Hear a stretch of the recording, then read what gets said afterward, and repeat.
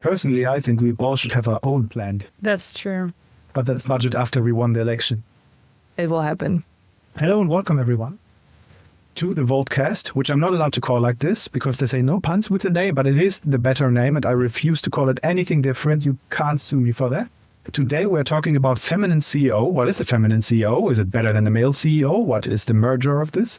Let's find out. We have with us today Cara Hello. and Roos. Hi. Roos, Yes. first, please tell us, who are you? How did you get here? What are you actually doing? Introduce yourself. Okay. So hi, I'm Roos. I am a feminine performance and business coach. I help female entrepreneurs, solo entrepreneurs, and also freelancers to help grow their businesses and also doing it the feminine way, because I don't believe that we are meant to work the masculine way. And this is something that I have invented in the last years. Coming from HR, previously worked for startups and scale-ups. From there, I also did a lot of executive coaching, and in the last years also educated myself as a certified hormone therapist.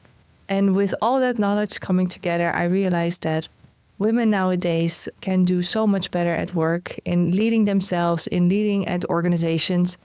And that is from feminine performance. And I'm highly passionate about this topic, and I cannot wait to dive deep into this one today. Amazing. Before we dive deeper into this, Cara, shortly introduce yourself and tell me, have you been working the masculine or the more feminine way in your career so far? Oh, that's a great question. So first, I'm Cara. I'm 29 years old. Super nice to meet you. I'm a member of Volt for 6 or 7 years now. I think 7 years even. And right now I'm running for the National Parliament on place number 4, and I think you're number 3. So we're quite right behind each other. And I would say, first of all, I'm super interested in the topic. And I love to hear that you're also a hormone specialist, because I think that's super important. I actually myself have some hormonal disease, so I'm a bit challenged in that way. And I think a lot of women are, and we're not really facing these issues. And I think it's a huge challenge for a lot of women in everyday life. So super happy to hear about that. I think that will be another podcast. So don't worry, I'm not going to intrude or anything, but I would be super interested in that. And so I really dived into this topic deep because I had to, and also because of my lifestyle, I needed to adjust one of the other things somehow to make it work, right?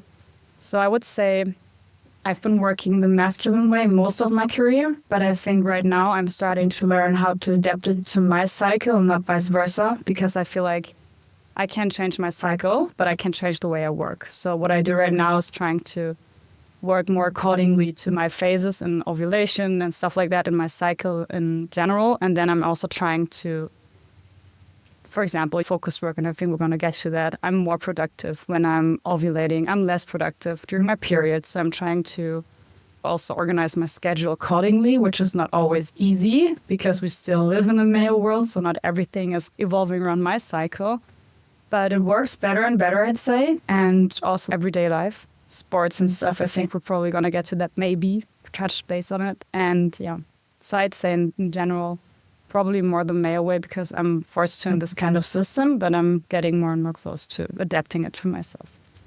Understood. And maybe, Rose, before I met you, because we've worked together in the past, and I followed you, of course, in your career, but I never thought about work from a male and feminine perspective. Usually you think when you read business books, or if you take MBA classes, they more talk maybe about the more American style or more shareholder value, stakeholder value, more things like that. Maybe you can tell us, how would you define male working environment, female or feminine working environment? What does it mean concretely? Yeah, for sure. You should see it like this. The work structures have been built and designed for men. And when women were allowed to work, we were happy to finally join the workforce. And this was in the 1900s. So we were happy to join, and of course, that means 5 days per week. We deliver high performance, just as a man can, because in their testosterone cycle, they're able to perform every day at their highest.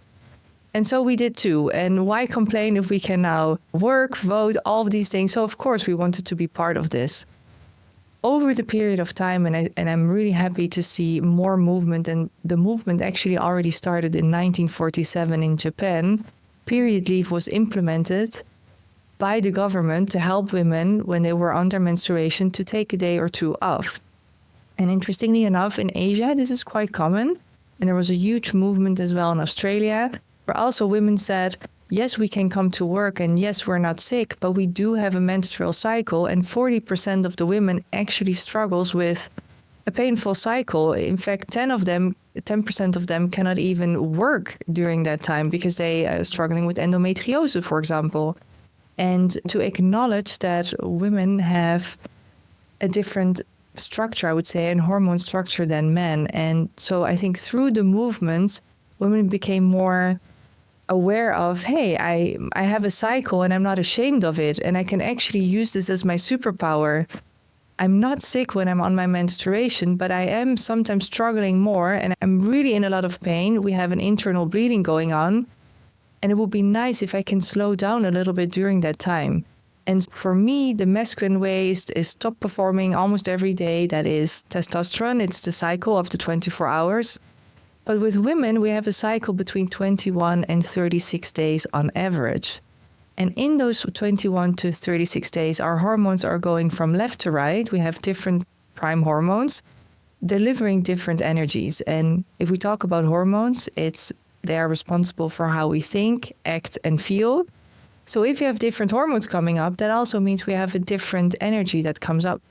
And nowadays, more clarity and more awareness is about our body, to not be ashamed of it and not to think, okay, I have to deliver every day and this hustle culture burning me out.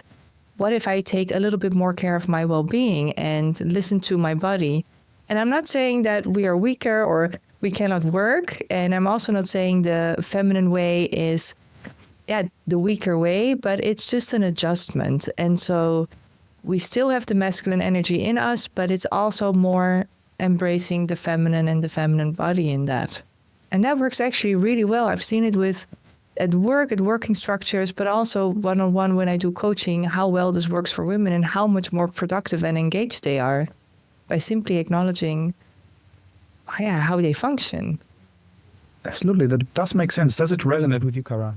150,000%. I would say, like, for real, it's a huge difference. Also, I started reading up on these hormonal cycles and what to do when and how you can influence them, not only by your everyday life and what kind of work you do, but also by working out how can I, for example, when my estrogen is high, I want to keep it high. What should I do to keep it high in that period of time in my cycle so I get even more productive, so I can fit? Sometimes people say that's the week where all the women make up for all the work we can't do the other 3 weeks of the cycle. And I feel like it's super true, because I feel like I'm just doing everything. Like I'm basically done with the work for the month because I'm so productive. And then the other weeks, but that's also due to my lack of hormones because of my little disease I have going on, that like the rest of the weeks, it's a bit harder for me to focus on things and stuff. And also just what you said, I think that's super, super important. Just the fact to acknowledge something's not working as other people are, like men or even other women. Sometimes it's also different from woman to woman, right? Just to acknowledge that, hey, I might not work the same way someone else does is so important. And I think that takes a lot of pressure away from us women. So I feel like, would you agree to say that? Because I also feel like a lot of times it's portrayed as a weakness. First of all, why debate if it's a weakness? It's how we are designed. Point. Cannot discuss more and argue more on this one. We are who we are and we have to make the best of it. And I see it as a superpower. Are we weaker? Are we less productive? No, absolutely not. But it's about harnessing the hormone energies that come from it. When your estrogen is rising, you're very social, outgoing, very confident. You feel a lot of energy, so you're ready to take on the world. Perfect for public speaking, for doing lunches, for heading towards voting. But then when progesterone comes up in the luteal phase right before your menstruation hits, it's a more calming hormone, so more reflecting, wrapping up. So basically you're starting to focus on different parts of the business on different weeks. Is that less productive? No, it's just working different than men. But again, we're so used to the work setup that men have built by men for men, that we're very used to see this as the main norm. And I disagree to that. And I think with a few tweaks here and there, and I already implemented that when I was an HR leader, and I also do this now in my work today, women can be so much more productive, but also feel so much better in their skin. And why not? It's very easy, but we just need to create this awareness. So I'm really happy that we speak about this today. Maybe one thing maybe you can reflect on that, because I actually, even as a man who doesn't menstruate, who doesn't have the cycle, like those topics, and I tell you why. This well-being factor, even though it might be different for women, I think companies who embrace it and who embrace their people that work for them as humans generally work better. And I think many of us maybe can reflect on that, but the companies that I worked for who really saw human resources as a resource, right? You are a productive robot, you have to deliver this. This is tailored more towards males, but it's also not really tailored towards humans. It's also inhuman for many of us, because all of us have some day of the week where we maybe don't perform so well because something is going on with the family, or illness, or disease, or political engagement on the side. And acknowledging that, and maybe companies that see their people as humans function much better also for males, right? Or would you say would you see it differently? 100%. We have to see everyone as a human, and I focus more on women because that's my topic. Nevertheless, also men might have things. I had really nice discussions, really fun discussions when I implemented period leave at an organization, where also men said, but what about us? And I said, what about you? If there's things that are influencing you on your work days and things are happening, let's speak about this. Let's open it up. I want to know that. But if you're not acknowledging anything or mentioning that something is holding you back, then until that day, I cannot make any change. So for anyone, we need to speak up. So I'm really happy that we also now have the mental health day. Very important. Mental health is as important as physical health, as emotional well-being and spiritual well-being in my sense. For everyone, this counts. Do you remember, I think you also implemented period leave when we worked together at a fintech in a very male-dominated field. It was a startup, it was in banking. Did you get lots of pushback there? Or would you say it was relatively easy, people were open? And how did people react to it and experience it? Now, let's take a step back. As an HR leader, what you have to do is foster inclusivity. And what means inclusivity is that you're looking at different groups at the organization and make sure that everyone is acknowledged.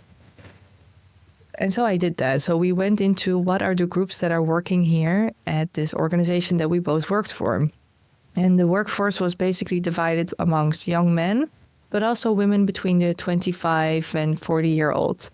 And I realized that often during the month with full moon, I saw some knife emojis going on in the Slack channel of the women, and very frustrated words came through. And why am I doing this meeting today? I cannot function today. I can hit someone. I'm so aggressive. Sometimes that happened. And I love that it was so openly spoken about it at this organization. And I realized, okay, something is going on. And by acknowledging the groups within the organization, then from there you can think, okay, what can we do? And I realized that the workforce, and then specifically now this group of women between 25 and 40 years old, they were in their fertile years. And I started to do research. And this is how I actually figured out that period leave is very common in Asia, also in Australia. But here we are in the Western world, and we're so far behind. And basically with all that research, I brought it to the management, and they said, we love it. It's actually a great idea to acknowledge as well women. But the biggest challenge will be the mid-leadership team. I was amongst 12 people, one of the 2 women on the leadership team, so that's not much. And I would already expect that some pushback would come in. And there was pushback. And also to them, I said, listen, because they said the pushback was, for now we have this for women, but I also need a period leave because for the women. And I said, the moment you acknowledge or you tell me that you're struggling with something, let's say mental health, let's say something else, I will acknowledge this. But until now, the surveys that we have done, the conversations, the interviews I've done, it didn't show. So I didn't came up with something specific for the men. But if something would come up, I'd be happy. I'd be the first one to implement this. And so I think there was a little bit of pushback, maybe also an advantage. Women can take a day off or half a day off. But interestingly enough, what you saw in the numbers was that barely women took it at the beginning. And it is a topic that needs to be fostered because it's so uncommon. But in the end, women said, I'm so happy that it's here. If I will need it, I can take it. But most women weren't struggling with the more heavier hormone symptoms. The 10% that cannot work or have to take a sick leave every month, they weren't amongst the workforce that we worked for back in the day. But the pushback was mainly from men. I think they were just feeling like it's a free day, but it's not a free day. And it's also not a sick leave. And we have to be very specific on what it actually is. And so I went in there and had the conversation and explained it again and again until they said, okay, I actually understand. But if we don't talk about how women work or the cycles that we're going through, then there is no awareness. And without awareness, there is no understanding. Would you say it is a more inclusive space, or would you say no, completely closed, traditional, male-dominated? How did you experience it? I think it depends on what kind of political environment you're looking at. So I work as a political consultant if I don't do Volt. So I would say in Volt it's super open, and I would say it's very easily spoken about if I say, hey guys, so this week, for example, I know I'm going to be on my period, so I know I will be way more sensitive to people on the streets when I'm going to be campaigning, and if people are going to be rude to me, I know I'm going to take it personally 100%. But I already know that, so I know that when I go out there, I shouldn't take everything too seriously, also not how I react, because I know that's not me reacting, it's my hormones, right? So I think in Volt, if I would be saying, hey guys, I don't feel too comfortable going out there yet, like I don't feel today like I should do it, I think nobody would say, but you have to. Everyone would be like, I totally get it, 100%, just do as you feel like. But then on the other hand, I think as a political consultant, I would also say like my workplace specifically is quite open about it. We were actually discussing period leave because we also have a lot of women struggling with either hormonal disease or endometriosis. Specifically during your period, you can't work, most of them. So it's also quite open there, I would say. But then if you go one level higher, which is either the people we work for, or if you look at other parties in our environment, I would not say it's the same understanding of it. I think it's very hard there to actually explain it in the first place. So maybe the explaining might not be that hard, but for them to actually understand it. So what were you saying, they have to be in a place where they want to understand what I'm saying. And if they're not, then I can't explain it. I'd say depending on the party you're in, it's fine. Depending on the workplace, for me, it's good. But then again, if you look into hard politics in the, for example, Bundestag or national parliament, I don't think it's a thing to say, hey, I'm off because I'm period cramps and I can't work properly. So I'd say it's quite male dominated. And that's also another topic. If you look at the style of how politics are done, that's also very male. It's a very male leadership thing. So I think that's something you probably also tap into when you talk about female CEO. I think it's the same thing with politics and how we understand politics, to be the tough leader, to be the one who knows where to go. That's also super male dominated. And that's not something that women would probably do that way from the very beginning, to be that way. So I'd say so. Maybe that's a good segue to one of our beginning impressions. What is actually a feminine CEO? Maybe you can describe her, how would that look like? And then maybe also apply it. How would maybe a feminine top politician act? Or would it be the same, or are there other concepts that are overlapping? How do you see that? A feminine CEO, in my eyes, is someone who can balance not just the masculine, but also the feminine energy. Because again, masculine energy is about setting goals, focus, dedication, determination, constant performance. And then there's the feminine energy, and that's the trust, intuition, the more flowing, and also the feeling. And these two connected are actually very powerful. But in politics, actually in every field where there are leaders, we're used to that masculine alpha energy, that really powerful energy. And we think that's the one that can bring us the furthest. And can I ask you a question? Yes. Males can also have feminine energy, right? So absolutely. Classification. It's not like all women just have feminine energy, all males just have male energy. We all have both. Yeah. To a certain degree. But what I see with a lot of women who are in leadership functions, they act more and think more like men. But then they're completely exhausted, disconnected from their bodies, and that's not working. So coming back to what's a feminine CEO, someone who can balance the masculine and feminine energy and also uses her cycle as a superpower. If you do these two, you're good to go.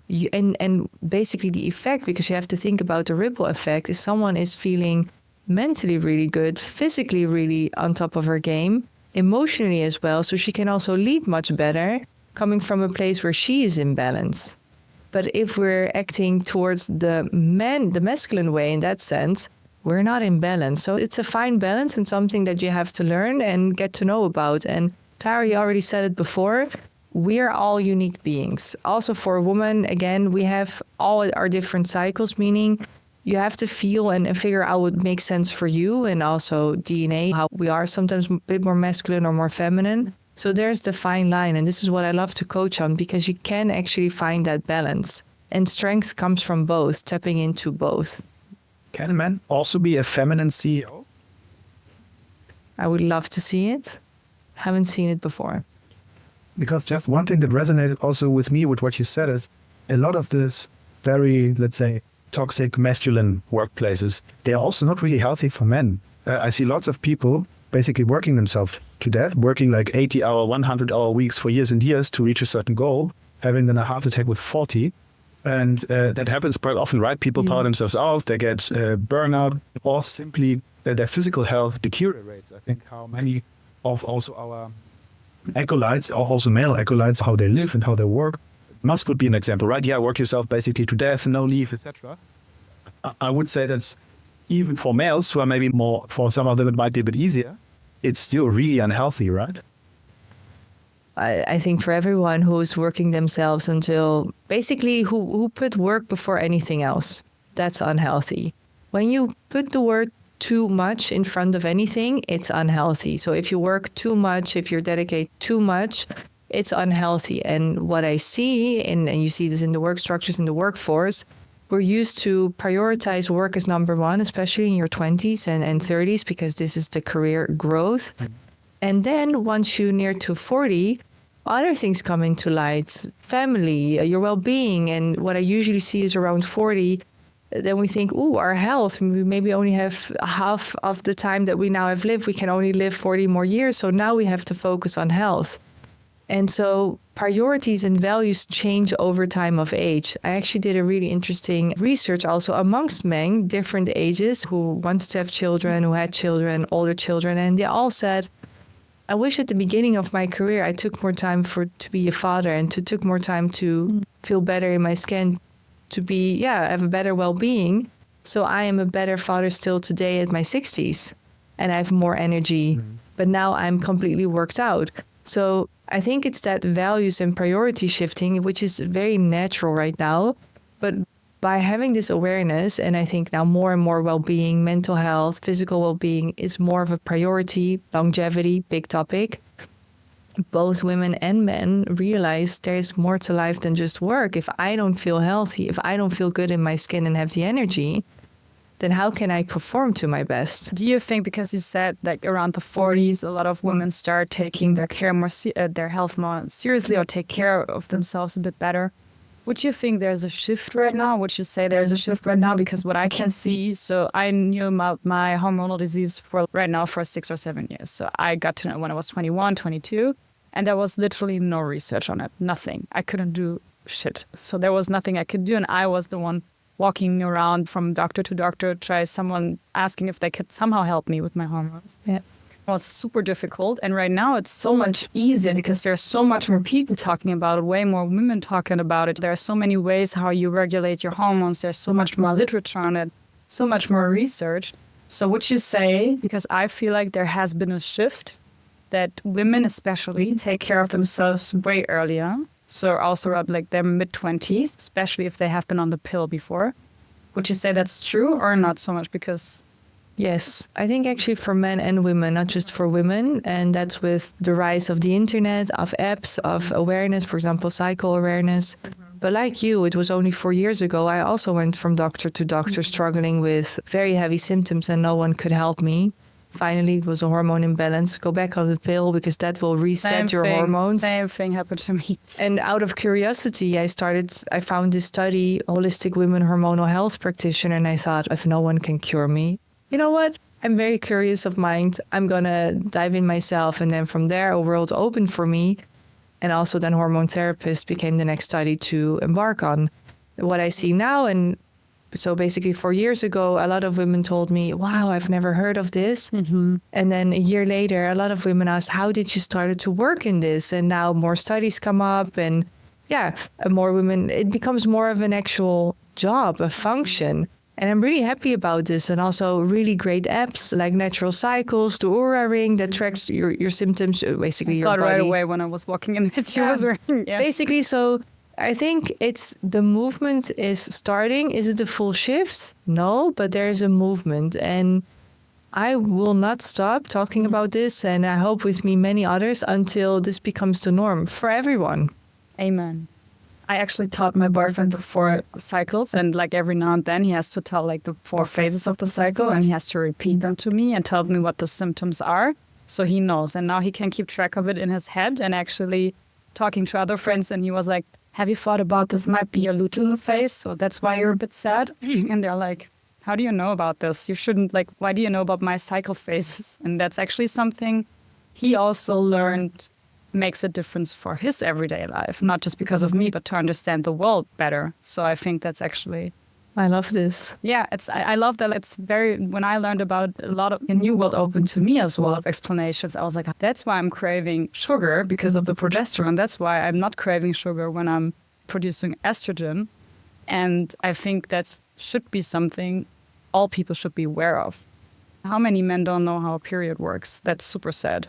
Yeah, I always explain it like this when I go to companies and speak about this. And I always want men to be there because you all have a mom. You all either have a sister, a partner, a daughter. You're all having a woman in your life that is very close, who is very close. Why not get to know her like we also get to know you?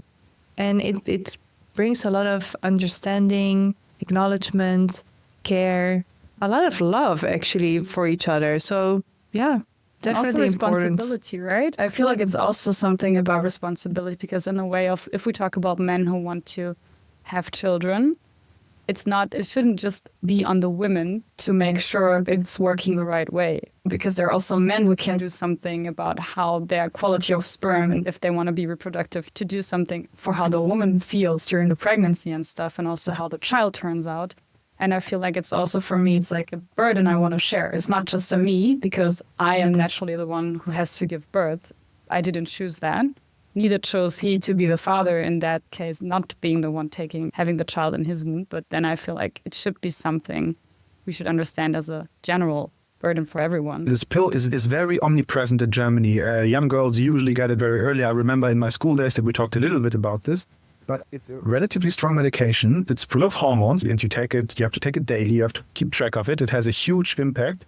And it's almost never really talked about in depth what it actually means to also take such an altering medication your whole life for years. And then I know that many women later in life have huge problems, for example, when they get off the pill, etc. And this is almost like a norm. Hey, here, take this super strong medication every day for the rest of your life. And we accepted that, even though it's actually something that we at least should have think about more, right? I had a conversation with my GP about this because he knows what I was doing, and sometimes he does hormone tests because I'm just curious. Really great guy. Can highly recommend him. And he said, you know what the problem actually is? And that's true, we only have, 7 to 11 minutes, and Frauenarzt and gynecologist as well, she has 7 to 11 minutes to sit with the patient. You come in 1 minute, you say hello another minute. You have to tell your problem. So it's very difficult to go in depth and to actually figure out what's going on. And then it's much easier to give the pills to stop all the hormones, to basically cover up the symptoms and to go that route. And while I was speaking to my GP, he also said, actually, we're also now from the health authorities get the pill again promoted even more because of time, because of the insurances. So I think it's a really big topic, actually on a really big level that we have to look at in order to make that change. But luckily now women get more aware of what do hormones do and how can I take a birth control safely. It starts there because the birth control isn't necessarily bad and there's different types of it, but you need to know how to take it. And I guide a lot of women into this process. But for sure, if you're young and your body is just getting to become fertile, that takes a few years. So of course there are irregularities. Of course you will get acne because your hormones are on fire. I too went on the birth control when I was 14. So when I turned 28 and I thought, let's see what my cycle could look like. It didn't came for 7 months. And then when it did came, I had 16 days bleeding out of the 26 days. And here are multiple doctors, including an oncologist specialist, who said, yeah, it looks okay, it looks normal, but you know what, go back on the pill. And so this is why I think, and I'm really loving it, that the movement is there of getting to know our bodies, knowing that a cycle is healthy, something we should embrace because this is part of our life. And bringing this more as well to the education. It's actually one of my goals to bring this to schools already so that little girls and boys can learn about this and be aware of this. How does it actually work? And I think that's also something I feel like a lot of men don't dare to ask. So I feel like it's also a bit about empowerment for men to ask questions. How does it actually work? What happens when you get pregnant? Where does the baby come from? Because I think there is a huge knowledge imbalance between men and women. And I think exactly what you said, it's about education, but for both genders and all genders, if you want. And I feel like that's super important. I actually got on the birth control when I was 12 years old. Oh, wow. Because I was cramping so hard that I fainted and endometriosis wasn't a thing. So people didn't look into that. So I just got on the pill for 15 years. And right after that, I had my hormonal disease. And I was like, yeah, well, maybe not a surprise. And it actually never went properly back to normal. So I'm stuck with it. It's like I learned how to deal with it, but there was no one to help me learn how to deal with it. So that's exactly what you said. I was also going on a journey to understand, okay, what is a cycle? What is happening to my hormones? Why is my body the way it is right now? Why can't I control anything? And I feel like that's, if I would have had education beforehand about all these things, I imagine it being a bit easier for me to understand it than it has been now. 100% agree. Here's a personal experience of mine. I've seen companies who were very traditional, really embodied this toxic masculinity. Let's say like small investment bankers, for example. And they had quite a lot of people who got sick, quite a lot of people who are really happy problems. And then I worked in companies who were much more open, who actually took care of their employees, who talked about those topics and maybe implemented period leave. And my feeling always was that those companies that did that were actually not just better to work for, it wasn't just more fun and healthier, but that they were also more productive. But those are my personal anecdotes. You have seen much more companies. Would you agree?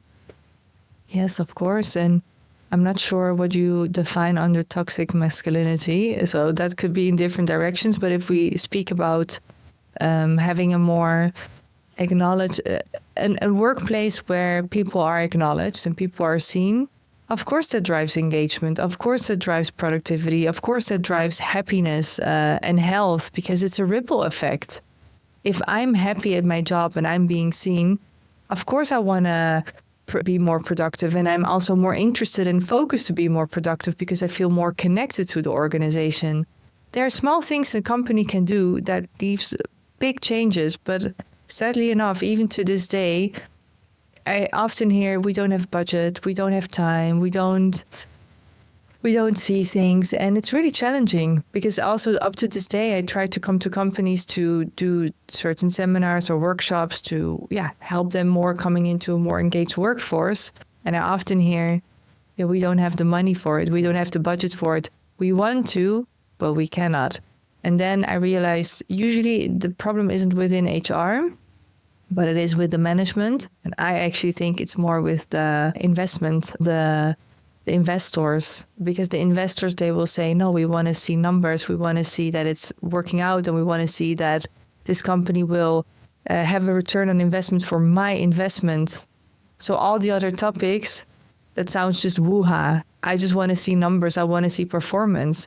And I think if we want to make also some changes and create these organizations that are seeing the people and realizing that an organization is 50% people and their output, then take care of them. Would you say it's necessarily expensive to make changes? Because I believe there's a range of changes you can do on a workplace to actually make it more feminine, if you want. So I would be interested first, do you think it has to be necessarily expensive? And second, is there something like there are free things every company should change right now, and you can do it with zero budget, whatever. I don't think it's expensive. And if we take care of our people, is that expensive? It's expensive when they go on burnout. It's expensive when they leave. It's expensive when they are super unhappy and talk trash about the company. So in terms of what is then actually expensive, if we think long term, usually companies look short term. Having that said, the things that you can do instantly, get toiletries on the bathroom. You also have it here. Acknowledge that women have maybe their menstruation and making sure that there's tampons, there's other things for that. Second, create a health benefit for women depending on your workforce. So a period leave could be a really good one to acknowledge this once per month. Or a menopause leave if you have more elderly women, it's not the right word, but more women between 40 and 55. So look at the workforce. It's for free, but there's a lot of engagement and gratefulness coming into return. The third thing, what's free, is to speak about it. Speak about who are we? And it doesn't have to be difficult to just say, to acknowledge, hey, you and I are different, but we're working together hand in hand and we're actually really happy, but we also want to understand each other.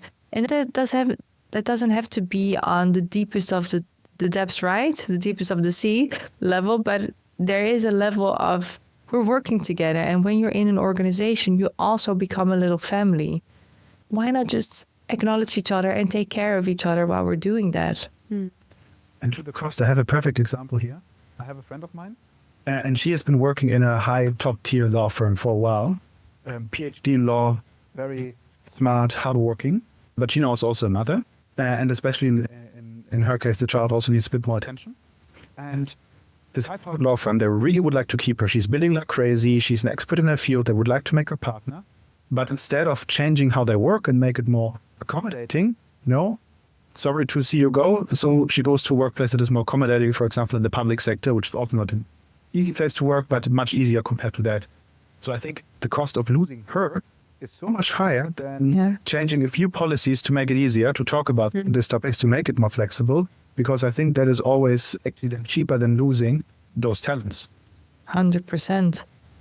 I think the scare from management, what I've seen before, the scare of management is, okay, so if we implement a period leave, what's next? And when does it stop? And it's interesting, human beings are habit animals, right? We are habits, so what we're used to that's safe, and everything that's outside of our comfort zone or safety zone is unsafe. And a lot of fear comes with that. And so actually it was interesting when we were speaking today, and I've been thinking about it as well, about legislative and what can we do in politics to shape this, to make this more common, to make this more normal, not something that is abnormal, just something that is normal, that is part of who we are. 50% of the people is women. Let's just make this normal. We talked about the cycle, and I think that's super important to understand. But then for me as a politician and as a woman being a politician, I would love to understand, do you feel like the female CEO is also a principle we could actually use on politicians and how we do politics? Because I feel like right now it's super male dominated, right? The way we do politics, for example, Angela Merkel, I think, is a perfect example of how she was a great leader and how she was very tough. But the thing is, she was not a feminist in a way. I would say that she represented for a lot of women a new figurine for politics. And me as a woman can become a politician. Actually, I thought I can become a politician because of her, but not because her style of leading was feminine, but because she was a woman. Not even considering her style of leading, because what she did was a very male way of doing things, a very male way of doing politics, talking to other men. And I feel like Annalena Baerbock, for example, not really considering what she does, just the way she does it is very different in that way, but she's struggling a lot. So a lot of people are actually, just today I had a talk with someone, and he told me he feels like she is not great at her job being the foreign minister because of the way she speaks and how she acts. And I was thinking in that very moment, okay, is that true because the way she does it is just not male, or is it because what she does is not great? And then I felt like something in the middle is probably the truth. So my question would be, do you think that's a principle we could use for politicians, this feminine way of doing things? Yes, I do believe it, because as a woman, I truly believe it's the only and the best way to work, balancing your masculine and feminine energy, and then also according to your cycle. It doesn't mean that if you are the Bundeskanzler or whomever you are, that you have to stop your work when you get your period, but you can also dare acknowledge it more. I work with a lot of femme CEOs who have the craziest work schedule, and still there we can acknowledge it, but it's about planning ahead and being aware of that, and also for them having that conversation in their company and also with their management. So I believe, because if you are at the best as you are and you function at the best, so you are driven by those two energies and you feel great in your body and you feel really as a top performer in your mind, why wouldn't that be the best to serve the country? Because, no, I mean, I agree. I just feel like a lot of changes in how we communicate comes with it. And sometimes I feel like Germany is not there yet to, for example, if you think about feminist politics, it's not, a lot of people mistake it for, okay, that's just so women are as good as men or even better. But feminist politics is way more than that, right? It's taking into consideration other vulnerable groups, trying to understand, okay, if we can't make it work for the most vulnerable in our society, we can't make it work for us, because then that's not how we strive as a society for our best performance, right? That's not how we're going to end up there. Mm-hmm. So sometimes I feel like, for example, Annalena Baerbock, she has the feminist foreign policy, politics. That's what she implemented in our ministry. That is the principle we have to work in and within. So to take into consideration vulnerable groups. So one of the first foreign ministers who's meeting more with NGOs abroad than actually with leaders. And some people think it's a bad thing she does. That's not good. So I feel like there's the feminine energy she has trying to put into it, right? This, okay, it's not, I want to take care of everyone. It's more, as you said, it's a question of costs and how do we get proper peace, for example, if we stay in the context of Baerbock. But then I feel like at the same time, we're not ready to see the full picture, that having peace and living in a society where everyone's feeling great and even us getting wealthier comes with the price, let's put it, it's not really a price, but comes with the consideration of everyone in the group and not just men. And that's sometimes I'm struggling with, how can you make that work somehow? Because she's trying to lead with example and that doesn't go well. And I'm sometimes afraid that it's discouraging for other women to pursue that same thought of training, trying to behave that way. So I'm like, I know I'm asking you the biggest question, how can we fix this? But maybe you have something impulse to that. You know, I think we're very used to one way, also in politics. Mm-hmm. The alpha male-dominated way is the way, because that shows power. And this is also how we can communicate with other countries and put ourselves clearly on the map as, in this case, then Germany. In my sense, when I talk about feminine CEO, it's about becoming a top performer as a woman. Mm. Like we also have top performers in sports. And that's also for them to deliver top performance, they also have to take active rest. Mm. Same principle for women with their cycle. So it's about you as a feminine leader stepping into the top performer you can be, but currently maybe not fully am, because you're not using your cycle and those energies as your superpower. Mm. So the woman you spoke about, how she leads, I think this is also where she stands for, what's important for her. I don't think necessarily that is related to being a feminine CEO in that sense, or a femme leader to be a top performer, because to me, it's all about how you take care of yourself and how can you lead that forward. Mm-hmm. In your coaching career, have you encountered any laws, anything in Germany where you would say, okay, this was really questionable, or this kind of was actually hindering companies to adapt maybe more flexible working style, because certain laws I think were also changed and were quite good, like for example the parental leave for both parents, etc. So there was some progress by here. But have you seen anything there where you would say that was really problematic? Yes, we're missing the law of equal pay. That's the biggest one. Why don't we have this? It's insane to me to think that all these Western countries, all of Europe except for Iceland then, are lacking this law. I would love to see this one. For me, this was the most important. And then actually I came to Germany because I loved employment law. I was actually really satisfied compared to the Netherlands, how far Germany is. Yeah, that's interesting. And I wanted to work and see how this actually functions here. So there's a lot of good things in Germany that are going on. But of course, there's always things that can go better now with working from home. After COVID, things have changed in the working structure. What is good? What can you do by law? And I actually think that the laws there are really good of flexibility for someone to work outside of the company, work from home, work from somewhere else, which also allows a lot more expats to come to Germany, for example, being able to still see their family and have the flexibility to travel, but then live their lives in Germany. Moreover, I'm really satisfied with what I've seen, but equal pay for me is the biggest one that needs to change. Like, why do we even need to discuss about this? It should be there. I'm really baffled that it's still not there. Actually, I will slowly go into my closing question, but maybe before Cara, do you have anything more that you would like to dive into?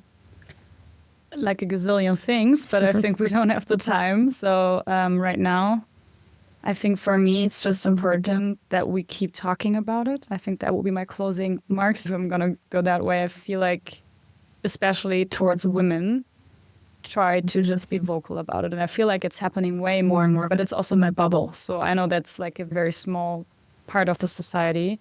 And then also in the direction of men, I think we should also take them in. You're also part of the problem if you're not talking about it sometimes. Or if you want to be an ally, I feel like you should also talk about it or acknowledge it, at least try to understand it. And if you can't, just ask what you don't understand. But I feel like that's also shaping the way we think about women, right? Not the way we portray them as society, the way men have a general understanding of women in society. And I think it starts there already. And if you can't understand or don't want to understand that, it's just going to get worse and worse. So I feel like it's also something I want men to do, to understand. Maybe if you hear this podcast and you have a girlfriend or a mom, call her and ask how she does and how her cycle goes, and then just see where it goes. Roos, my closing question. Next week, we have the German federal elections. Let's say we get in 3 wishes to your local politician. What should we be fighting for in parliament? Yes, equal pay is first. Love to see this. Especially for the equal pay thing, I think we have great things in our program about that. For example, we want to expose companies who have more than 150 employees. They have to actually lay open their numbers of wages they pay and the salary they pay to their employees. And if we see there's a gap between male and female employees, then they have to actually explain themselves on why that's happening. And if they can't explain it properly, as in, okay, someone was more qualified than the other person, which is fine, then they have to pay a fine. So we're actually trying to push that a lot, and especially on companies who are bigger, because they have to be the leading example. I think the second one is more inclusivity at the workplace, making this a standard. And education, is it budget? Maybe also a Verpflichtung, making it that this is a standard, that you have all these different groups within your organization, let them also be acknowledged. And of course, at the bigger organizations, there's the work, there's like a board to take care of the employees, etc. But at the smaller ones, that isn't. How can we still foster that? And the third, because we spoke about feminine leadership, feminine hormones, I'd love to see for doctors to not push the birth control first, but actually have more time with women, or in that sense, educate more specialists so that the doctor can bring them forward to a specialist. Even if it's not medical, for example, I'm also part of that, and then work together with a doctor, having the time, taking care of someone's health, because the better we take care of our health, and health is wealth, the better we will do in all other parts of our life. Then, Roos, thank you very much for being here. Cara, thank you also for being here. Thank you. You can find us at Volt, and most importantly, you can find us in the middle of your voting slip next week. Where can we find you, Roos? Where can people get more information? Where can you find me? So on Instagram, roosand.co. So it's ROSAND.co. Maybe you put it in the show notes. Or on LinkedIn. I love to connect with you there. I speak a lot on LinkedIn basically every day. So I'd love to have you part of my community. Thank you very much. Thank you so much. Then that's a wrap.